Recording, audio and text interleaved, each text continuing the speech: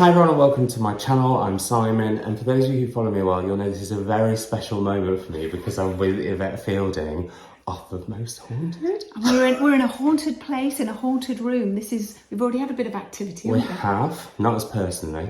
There's been tapping. It's been very exciting. It sounded like a heartbeat. And you were saying that means waiting. Yeah, they're waiting to do something. So hopefully we'll get some stuff later on. And I'll put a link to the Most Haunted Live so that you can go back and see if I'm crying on the back of the audience at any point. So we're here to talk about the fabulous 2 Ghost Hunter Chronicles. I'm holding that one the wrong way around. This is going really well. I'm a true professional, can you tell? You're so pro. We've got The House in the Woods and we've got The Ripper of Whitechapel. I loved these. Oh, thank you. They took me back, like they sparked sort of something of like a 13-year-old Simon within me. I was really scared though. I know, I was scared writing them, I have to say. I ended up having really bad nightmares because I was so into it, you know? And like you can experience here being with me now. So I do this sort of week in, week out. Yeah. Can you imagine doing this, talking to the dead, talking to the other side, and then in the week, then you're writing about it, so you're actually in it, and then all your worst fears sort of come out onto the paper, really, and my experiences, real experiences. Well, yeah, you talk about that in the afterwards of both the books, like how your experiences have kind of come to the fore and what you've used to write the books. But before we talk about that, I want to say, where did the idea of these fantastic trio, which becomes a quartet, of ghost hunters, Eve, Clovis and Tom come from? I've no idea. Oh. They just sprung out, honestly, they just sprung out of my mind. And I don't know why, it just happened. And I just imagined a young girl, a teenager, and I imagined a young me. So that was Eve. And I thought, what would I be like when I was 13 doing ghost hunts? And I think, yeah, pretty much as I am now. One minute really bossy, the next minute crying and screaming my eyes out. And then the next time trying to be really, really brave. And so I've tried to sort of look at other people and a little bit of my daughter as well in there, because she does Most Haunted with me as well. And she's incredibly brave. She'll go off on her own. And the other characters, they just came to me, you know, and sort of just evolved as I started to write. Uncle Rufus, a little bit of my husband is in there because he does like to wear threadbare cardigans, which is very embarrassing. And when he goes to the shops, I say, "You are taking that off, aren't you?" And he has this cardigan that he works in, and so that sort of, and he smokes a pipe sometimes. And that I kind of thought, yeah, a little bit of Carl is in Uncle Rufus. You mentioned you at that age. What were your thoughts on the supernatural at that age? When did you first really get into the spirits, I guess? Well, when I was younger, you're too young, but I used to watch a programme called Arthur C. Clarke's Mysterious World, which was all about the mysteries around the world. And sometimes he talked about ghosts and the paranormal. He was very much into that. And then later on, in the 80s, early 80s, there was a programme presented by Michael Aspel called Strange But True, which you remember. And I loved that programme, but I would go to bed shaking under my duvet at night, sweating, you know, but, oh, I hope nothing happens in here. So I was fascinated by it, but scared to death at the same time. And then that was it for me. And then it was only when we came up with the idea of Most Haunted. I watched Blair Witch, you know, a month beforehand. I know. And then my husband just said, "Hey, do you fancy spending the night in a haunted house with a camera crew?" And I went, "Well, as long as the camera crew are with me." And he was like, "Yeah, we'll all be with you." And I said, "Oh, what about if we use those night vision cameras?" But it is funny because when I watched the early Most Haunted, right back at the beginning, you turn a night vision camera around in a dark room, you can't see anything. But technology has come on so much now that the night vision cameras, you turn them around and it just looks like daylight, which is fantastic. So why did you decide to write these? Like, I was going to ask, do you ever find like you have a day where like, do you know what, I just need a day off from ghosts, actually, if you don't mind. Yeah. So why write these? Because they're fabulous and brilliant, but I was like, that must mean you're living with ghosts quite a lot. Well, I always remember, I've forgotten which famous author it was, but I remember them saying to me, write about what you know and about what you love. And I just thought, well, I know about this topic. I've studied it for 20 years. I understand it and I'm really passionate about it. And once I started writing it, I just started to create this world, and I just fell in love with being in that world. And I'm nearly finished. Well, I have finished the 3rd book. I'm just going back over the edits now. And I have to be dragged away, you know, come on now, give it a bit of a rest. But when I finish writing and I'm not investigating, I then cannot watch or read anything to do with ghosts, the paranormal, or anything, because I think my mind would be like a pressure cooker, and I'd end up being seriously mentally ill. No, I would, because it affects me that much, because it's real. All of this stuff is real. So something very special is happening between us living human beings and the other side, and we're able to connect with them. So I know it's real. And so when I'm writing about it, I know it's real, and I think, gosh, and then can you imagine then somebody says, come and watch Insidious with us? No, it's all right, thanks. Oh, I think know your enemy. Oh, you're absolutely right there. Research that. Oh no, gosh, absolutely. But a lot of these Hollywood movies are based on real cases. Insidious was based off true cases. The Exorcist was based off true cases. And like I say, I'm just so passionate about it. I can't stop. I want to talk about two different types of ghosts, because in the first book we have a ghost that needs to kind of be laid to rest pretty much, and is kind of a good ghost, if that's the right term, whereas in the second one we have pure evil. Yeah. What your experiences with ghosts, have you found that to be the case, that there are these sort of two very definite types? Oh, absolutely. Yeah, without a doubt. I've come across ghosts that are trapped, that are scared to death because perhaps they died in an earlier era, say, for instance, I don't know, in the Victorian times. And of course, religion was much more of a part of everybody's life then. And if you did the slightest thing wrong, I'm going to hell. So a lot of people didn't want to go to the light because they thought, well, what's going to happen to me after that? I'm going to go into the bowels of hell. Or the abyss, as or you the describe abyss, it. yes. So of course they won't want to move on. So there's that type of ghost. Then you've got just the lovely friendly ghosts. So there are lovely friendly ghosts here in this location, but they see this place as it was when they were alive. So to them, they're not seeing computers and things. They're seeing it as their front room as it was when they were alive.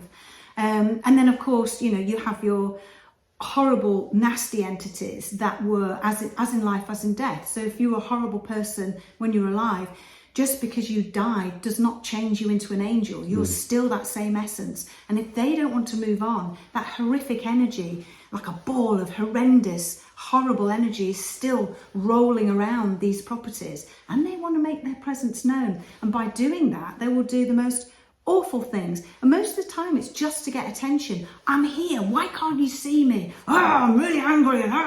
And they cause poltergeist activity. People get scratched and burned and so on.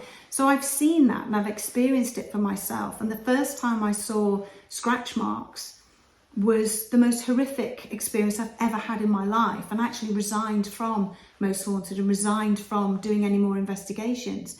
Because to me, all of a sudden, this wasn't just a kind of, I'm going to see an apparition. It was taking on something I didn't understand. But then that urged me to research those cases and find out that actually this stuff does go on. And so when people say ghosts can't harm you, they can harm you. And that comes up in The Ripper of Whitechapel, because we're dealing with Jack the Ripper. I want to come back to Jack the Ripper shortly, but did you feel like one of my favourite episodes, and it shouldn't be my favourite because you really went through it, and I'm so sorry that I enjoyed it so much, but Pendle Hill, after that, how do you actually go out and do it again? It's like being on a roller coaster ride, isn't it? You're there going, I don't believe I'm doing this, and your mates are all killing themselves laughing, and then as soon as you come off, you're like, Most people will say, I loved it, I want to go and do it again. Well, it's the same with this sort of thing. Oh, I don't know about. Frankly, I saw what I saw. I would have been going back and saying, they were quite cosy houses on the outside, and they're terrifying within. Well, that was interesting, because we were doing a seance in this house where old Demdike, one of the witches, actually lived, allegedly. And she was the only Pendle witch that actually admitted to being a witch before she died. She wasn't hanged, she died in the prison cell at Lancaster Castle. And I remember her spirit was coming through all the time.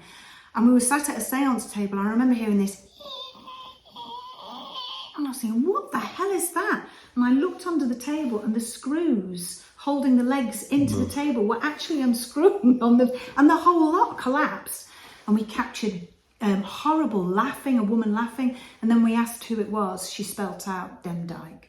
And the weird thing is that like a couple of weeks later, we did an investigation in London Underground, one of the tube stations, and the sound guy had his earphones on, and we got this tapping inside one of the trains, and it was knock, knock, knocking, and who are you? And she tapped out, Demdike. And we thought, hang on a minute, we're in London Underground. What do you mean? It had followed us. Oh. And then the sound man said, oh my God, took his earphones off and said, listen to this. And I went, I don't know if I want to. Put the earphones on and you hear, Yvette. Oh. That and whenever I go to I'll have a really bad experience where you're getting something really negative, on the way home, I'll listen to Mary Poppins, I'll watch Winnie the Pooh, all the lights are on, I cannot be left alone. Carl has to be with me, I can't be left on my own in the house because it's really playing on my mind, and it can be really stressing and traumatizing, and yet here I am again. But I've been here before to this location, and we were here with the English rugby team, and to watch these big butch men, crumble, which they did. I can almost feel the sweat around me right now from You're that. glowing, love, you're glowing. And it was a fantastic experience, but by the time they left, they were like, something's gone on here that we just don't understand. I mean, it was incredible. We had poltergeist activity here. The table was going insane, the knocking, the rapping, the tapping, and so on. So yeah, it's lovely taking people that have never experienced anything like that before and then showing them, look, this is real. This phenomenon is real. It is, it's really exciting to get to do a little wander around and have the tapping going on. And I didn't find it sinister, I just found it quite, it's like a conversation, it's a bit like a chat. Yeah. It's very, very, very strange. Yeah. Going back to Jack the Ripper, why did you decide that would be the second story? What drew you to him? I've always been fascinated with Victorian London and that the image of Jack the Ripper. And I'd always watched documentaries and I think I'd read a book on, who was Jack the Ripper. And I think even recently there was a documentary that was on Netflix and it was about all the suspects. And they brought in all these modern detectives to try and work out who it could have been. And again, they were like, no idea. And they had all these suspects. And yet there's the image of him, that image that none of us can get out of our minds. So for me, it was that kind of Halloween night from the first book. There he is in the graveyard. We don't know it's him.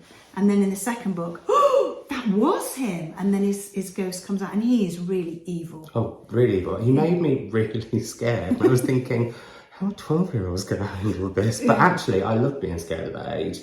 How do you know when it's scary enough or when it's too scary? Anderson Press. Hello.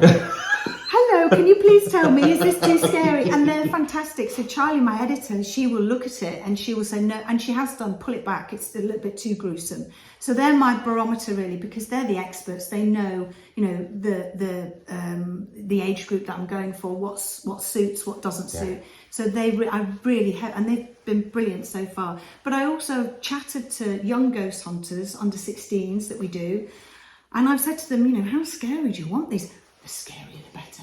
We want to shake. We want to be really scared, like me under the duvet, But I am very aware of that, how far is far, me saying that this is real, is that a parent's going to say, oh, hang on a minute, but a lot of older people are buying the books as well and enjoying them. Oh, I blinking loved it. Like I said, they're fantastic. And I think they're great because I can imagine them being great for a parent to read to a child and then both get the willies. That sounds really wrong. It does a little bit.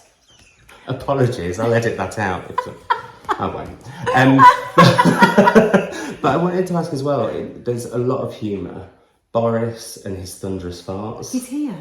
He actually is. I brought him. Well, it's Watson. If Watson. I see Watson, I might pass out because that will be ultimate fanboy moment. He's been I'll be done. letting farts off left, right, and centre. He's been gassing the whole crew here. Oh, Watson, no. Yeah, so he's based on my lovely bulldog. And what about Mr. Pig, the parrot who swears? I've always wanted. I always wanted a parrot, and I actually have been looking at rehoming a parrot, but then I thought, oh no, because they should be free and they should be wild, and then I look at these poor parrots that need rescuing. I'm thinking, well, if I had a rescue parrot, I'd have to build the biggest, hugest, massive menagerie or whatever they're called, and so they could fly and because we've got land where we live.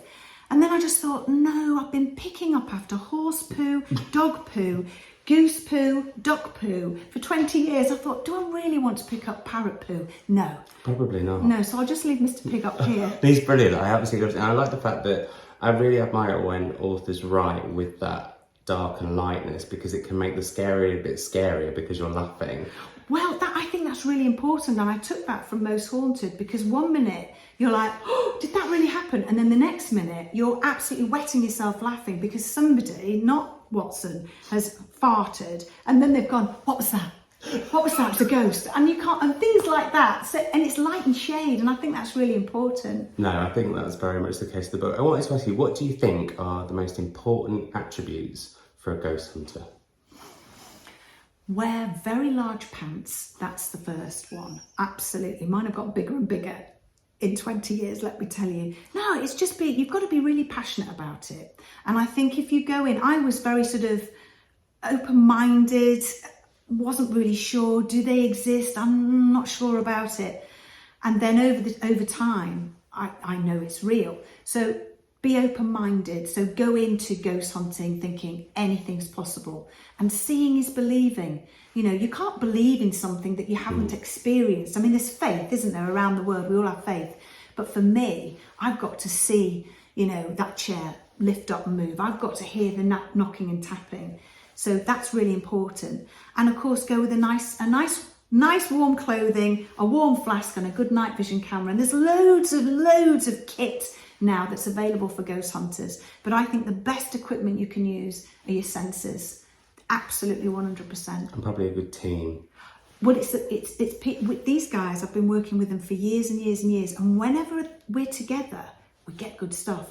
So if anybody's out there like Clovis and like Tom and like Eve, the more you work together, the more activity you'll get. And it's trusting in those people. You've got to trust. When you're doing a Ouija board, you need to trust the person that whoever else has got their finger on, they're not pushing it. You know for sure they're not going to do that. So it's trust, yeah. And that's a lovely message actually for people, that you should have friends that you really yeah. trust. Yeah. 2 more quick questions. Where would you most like to go to hunt for ghosts that you haven't? There's an amazing place called the Skinwalker Ranch in America, and lots of paranormal investigators will go, oh yeah, I know that one. And it's like sort of, there's loads of amazing places, but for me it's really interesting at the moment because, well, it has been for a few years, because there's been UFO sightings there and paranormal activity, really, really horrific paranormal activity. And I'm now convinced that, bear with me, that UFOs and paranormal activity are one. Because there's been an amazing case in Rendlesham Forest, a very, very famous case, and a really fantastic investigator who I interviewed recently. He goes to Rendlesham Forest a lot, and he's always seeing these amazing lights and things. He said when he was walking around the forest, he was being pelted with objects and stones, and when he was picking these stones up, they were burning his hand. They were so hot. And he was the one that said, poltergeist activity, he said, I think, or paranormal activity can come from something like UFOs. And that's what's happening at Skinwalker Ranch. And I really want to go there. It would be an amazing, the paranormal, it's amazing. Furniture moving all on its own, footsteps, doors opening on their own, voices, lights, cattle mutilation, just the most horrific things. I mean, they've got a scientific team there working there at the moment, just constantly trying to get stuff on camera. But the weird thing is, when they think they caught something on, they'll go and check the cameras, and the cameras have moved just out of shot. It's almost as if they're going, no, we don't want you to catch that, which is highly frustrating. Well, maybe there is something about that, about ghosts not necessarily always wanting to be caught. Because I wonder if, like you were saying earlier, they're seeing it like this. They must be thinking, who the blinking heck are these people coming in? Exactly. Have you seen the film The Others? Yes. Now, you see, that to me sums it up perfectly. That's really interesting. Exactly like that. That's it. Exactly the same. And hence, in the second book, there's the school is having, they're having an extension built, so the bulldozers are there. They're unearthing all the land. Whenever people move into new homes, they go, oh, this is lovely, this new house. It's fabulous, lovely vibe to it. And then they start, we'll put a new extension on there. We'll knock that wall down. And lo and behold, it unsettles because the people that are living there are going, hang on a minute, what are you doing? What are you doing to my house? And so they'll start haunting. And that sometimes you'll see ghosts and they'll walk through a wall, and then you'll find out when you look at the original plans that that was where the door was originally. Oh, I'm gonna have to talk to you after this about a bustle that I've got in my hallway that's really weird. I don't know if you need to know about that really. It's a bustle of something. Okay. But last but not least, where are the ghost hunters going to go next? Because I can't wait. Well, it's penned and entitled The Rise of the Pendle Witches. Oh, well, that's my favourite sorted straight away. Thank you. Yeah, so I really enjoyed writing it. It's a bit bigger than these two books, and there's a lot of research gone into it. And I've taken again my experiences of Pendle Hill. And the main experience really was watching the whole crew being strangled and actually having the paramedics being called out because one of the crew members actually lost consciousness. His lips turned blue. We couldn't get him breathing. It was the most frightening thing I've ever seen in my life. We were all crying. It made the news the next day. It was just the most incredible thing. And marks around their necks as well. So I've put that's the main haunting that's going on. They're rising up because they're not happy. And why would they be? The majority of them, well, all of them bar one, they were innocent, but they're really angry. Oh, they're really angry at the way that were treated. So they want their revenge. Well, I can't blink you and wait for that. Thank you so much, Yvette. It's been an absolute treat. Thank you. Dragging you here into a haunted house. Oh, I've loved it. I really, really loved it. And the tapping was like amazing. But honestly, thank you so much. No, thank you.